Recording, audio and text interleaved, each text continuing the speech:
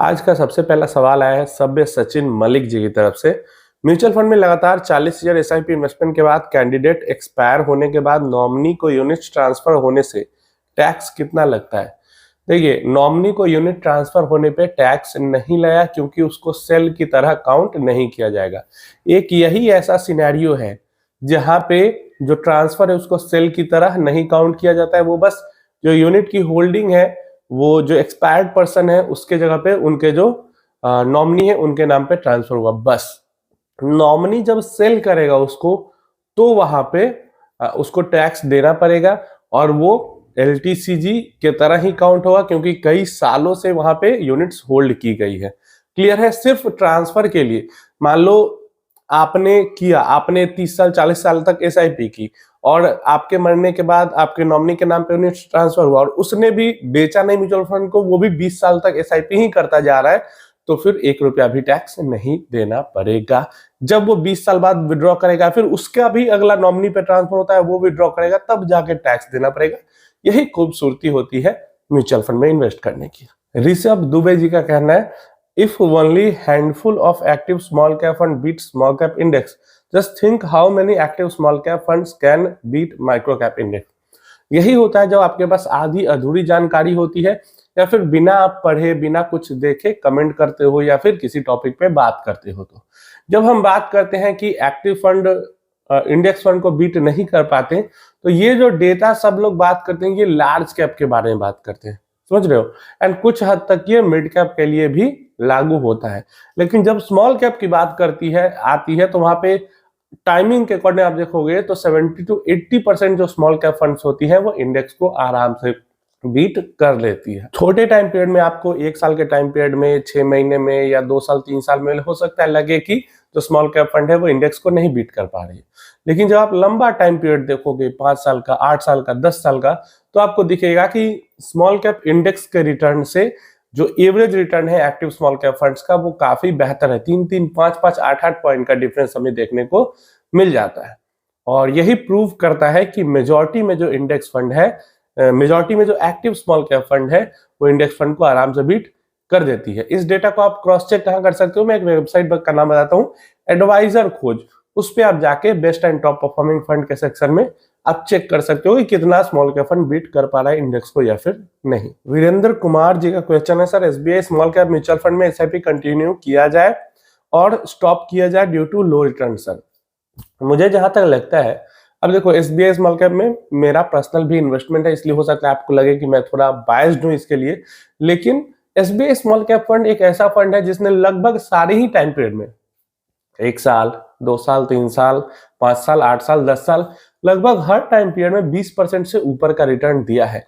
और मतलब इससे ज्यादा क्या ही चाहिए होगा किसी म्यूचुअल फंड से एक इन्वेस्टर को कि लगभग हर समय में वो 20% से ऊपर का रिटर्न जनरेट कर रही है।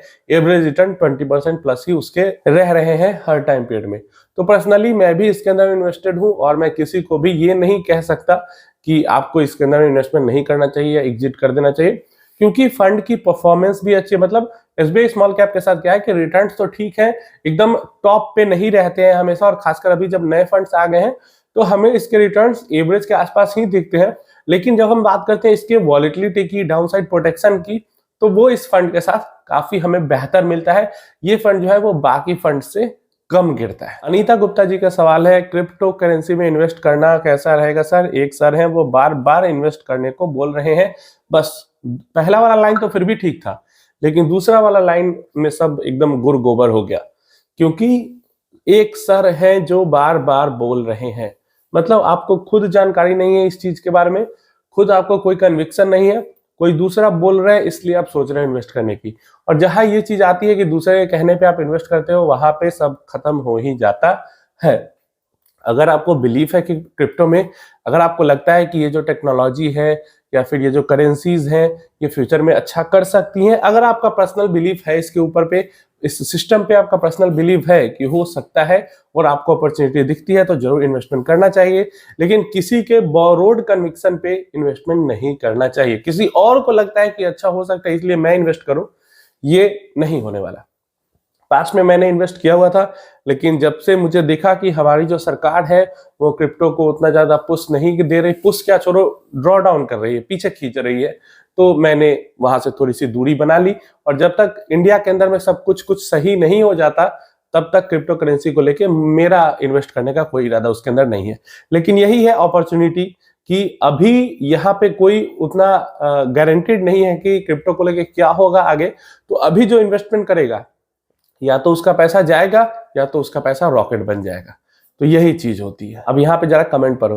अरे भाई, तू हर वीडियो में कुछ ना कुछ गलत बकता रहता है। डायरेक्ट म्यूचुअल फंड में भी एक्सपेंस रेशियो में से फंड मैनेजर चार्ज करता है, एएमसी चार्ज करती है, इसीलिए आधी अधूरी जानकारी देता रहता है। क्या बकवास करता है, जरा तो खुद का दिमाग लगाया कर। समझ रहे हो कितना ज्यादा अंदर में जहर भरा हुआ है, निगेटिविटी भरी हुई है, कुछ भी बोले जा रहे हैं। फिर मैंने क्या किया, इनका नाम देखा। अब नाम देखो, नीलेश इंश्योरेंस एडवाइजर। अब तो आपको समझ में आ गया होगा कि क्यों ये इस टाइप का कमेंट कर रहे हैं। ये यूलिप बेचने वाले बंदे हैं, वही जो आपके फैमिली में एक नहीं होता जो आपको इंश्योरेंस चिपका के चला जाता है, इंश्योरेंस के नाम पे यूलिप चिपका के चला जाता है, इंश्योरेंस प्लस इन्वेस्टमेंट के नाम पे यूलिप चिपका दिया। एक्चुअल में ना उससे अच्छा इंश्योरेंस हो पाता है, ना उससे अच्छा इन्वेस्टमेंट हो पाता है। लॉन्ग टर्म में आपका उसका XIRR कैलकुलेट करते हो तो 4%, 3%, 5% का XIRR निकल के आता है। ये वही इंसान है। और इसीलिए जब मैं डायरेक्ट में इन्वेस्ट करने के लिए कहता हूं तो ये जो सारे यूलिप बेचने वाले लोग हैं उनका कमेंट निगेटिव आने लगता है। इनका कहना है कि जो टोटल एक्सपेंस रेशियो है उसके में से भी फंड मैनेजर चार्ज करता है, एएमसी चार्ज करती है। भाई, जो एक्सपेंस रेशियो है वो 1% मान लो है किसी फंड का, तो जो उसका रेगुलर फंड होता है, मतलब डायरेक्ट फंड का 1% है तो रेगुलर फंड का 2%, लगभग 1% का ऑन एन एवरेज गैप रहता है रेगुलर फंड में, डायरेक्ट फंड में। तो 1% में एसेट मैनेजमेंट कंपनी पूरा आपका फंड उसके लिए मैनेज कर रही है, अपना पूरा मैनेजमेंट टीम को देख रही है, सबको सैलरी दे रही है, सब कुछ सारा कुछ एसेट मैनेजमेंट कंपनी वो 1% में कर रही है। या अभी तो ज्यादातर फंड के 0.5% लगते हैं। और 1% जो रेगुलर फंड में एक्स्ट्रा लगता है वो सीधा का सीधा सिर्फ बैठे बिठाए डिस्ट्रीब्यूटर के पास जाता है। तो भाई ये कहाँ का क्या बात हुआ। और इतनी बड़ी कंपनी सेटअप हुई है, इतना सारा काम हो रहा है, कोई यहाँ पे फुल टाइम बैठा हुआ है। फंड मैनेजर चार्ज करते हैं तो फंड मैनेजर चार्ज नहीं करेंगे। फंड मैनेजर पूरा बैठे ही हुए हैं आपके फंड को मैनेज करने के लिए, स्टॉक्स को मैनेज करने के लिए, तो वो सैलरी नहीं लेंगे। कैसा बात हो रहा है यहाँ पे। तो टोटल एक्सपेंस रेशियो तो लगना ही है। मेरे बिहाफ पे मेरे लिए कोई कुछ कर रहा है तो टोटल एक्सपेंस रेशियो तो लगना ही है। लेकिन जहां तक बात आती है डिस्ट्रीब्यूटर्स की, तो ना तो वो अच्छा फाइनेंशियल एडवाइस दे पाते हैं, ना तो वो मेरे लिए कुछ करते हैं। बस उनके थ्रू मैंने म्यूचुअल फंड ले लिया, इसलिए वो 1% मेरे इन्वेस्टमेंट का या मेरे AUM का चार्ज कर लेते हैं। तो इसलिए मैं डायरेक्ट में इन्वेस्ट करने को बोलता हूं। और ये जो 1% है वो लॉन्ग टर्म में 20 साल, 25 साल, 30 साल में करोड़ों का डिफरेंस क्रिएट करता है। और जब मैं कहता हूं कि रेगुलर में इन्वेस्ट ना करें, डायरेक्ट में करें, तो इसीलिए ये जो यूलिप बेचने वाले हैं या जो म्यूचुअल फंड के डिस्ट्रीब्यूटर्स हैं उनको लग जाती है ये बातें बुरी। जबकि सेबी का खुद का डेटा कहता है कि मेजॉरिटी में जो डिस्ट्रीब्यूटर्स हैं वो अपने लिए काम करते हैं, अपने क्लाइंट्स के लिए काम नहीं करते हैं, अपना फायदा ज्यादा देखते हैं, क्लाइंट्स के गोल पे उतना ज्यादा फोकस नहीं करते हैं। सागर जी का नेक्स्ट सवाल है, सर अगर बेस्ट और वर्स्ट म्यूचुअल फंड जैसा कुछ नहीं होता तो फिर आप कोई भी एक परफॉर्मिंग म्यूचुअल फंड पकड़ को लो और उसमें इन्वेस्ट करते चलो, आंख बंद करके फॉर लॉन्ग टर्म, जब तक गोल मीट ना हो जाए। क्या ये सबसे सिंपल और बेस्ट स्ट्रेटजी नहीं होगी? यही सबसे बेस्ट स्ट्रेटजी है म्यूचुअल फंड के अंदर इन्वेस्ट करके म्यूचुअल फंड से पैसा बनाने की। सेलेक्ट करना क्या होता है आपको? बेस्ट कैटेगरी आपके होल्डिंग पीरियड के अकॉर्डिंग। कैटेगरी आपने सही सेलेक्ट कर ली और मान लो जिस टाइम पे आप इन्वेस्टमेंट, मान लो 2024 में आप इन्वेस्टमेंट स्टार्ट कर रहे हो, ठीक है, तो जितने साल के लिए इन्वेस्ट करना है उसके अकॉर्डिंग आपने फ्लेक्सी कैप या मल्टी कैप या मिड कैप या स्मॉल कैप कैटेगरी सेलेक्ट करी। और उसमें से 2024 में ऐसे फंड जो कि पिछले 8-10 साल से बढ़िया परफॉर्म करते आ रहे हैं उनके अंदर इन्वेस्टमेंट SIP स्टार्ट कर दिया, लमसम कर दिया। अगले अगर 20 साल के लिए भी आपको इन्वेस्ट करना है तो मतलब रेयर केस सिनेरियो में भी अगर आप बहुत लालची नहीं बनते हो, आपको ऑनलाइन एवरेज 15, 17, 20 इसमें आप खुश हो % रिटर्न में, हो सकते हैं आपको 1 या 2 बार 20, 25, 30 साल में जितनी भी आपकी इन्वेस्टमेंट की जर्नी रहेगी, जितना भी लाइफ स्पैन होगा आपके इन्वेस्टमेंट का, 1 से 2 बार आपको फंड चेंज करना पड़े, और यही सबसे बेस्ट तरीका होता है। कैटेगरी बेस्ट सेलेक्ट करनी होती है, फंड बेस्ट कुछ नहीं होता।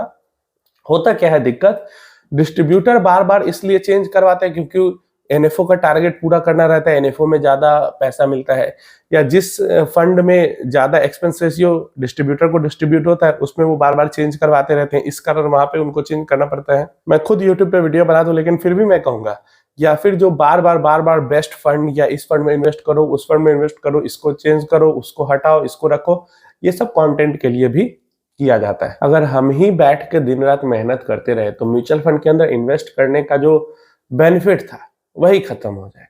हम तो म्यूचुअल फंड के अंदर इन्वेस्ट इसलिए कर रहे हैं ताकि हमको पर्सनली मेहनत ना करना पड़े। जितनी जल्दी इस चीज को आप समझोगे उतना आप टेंशन फ्री रहोगे।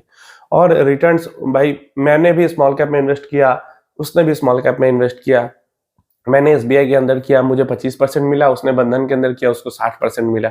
अगर ये चीज के अंदर में आप घूमते रह जाओगे ना तो कभी पैसा नहीं बना पाओगे, फिर आप फंड ही इस फंड से उस फंड में जम करते रह जाओ। क्योंकि अभी बंधन ने 60-70 दिया है, अगले 2-3 साल में वो एवरेज होके नीचे आ ही जाना है उसको भी।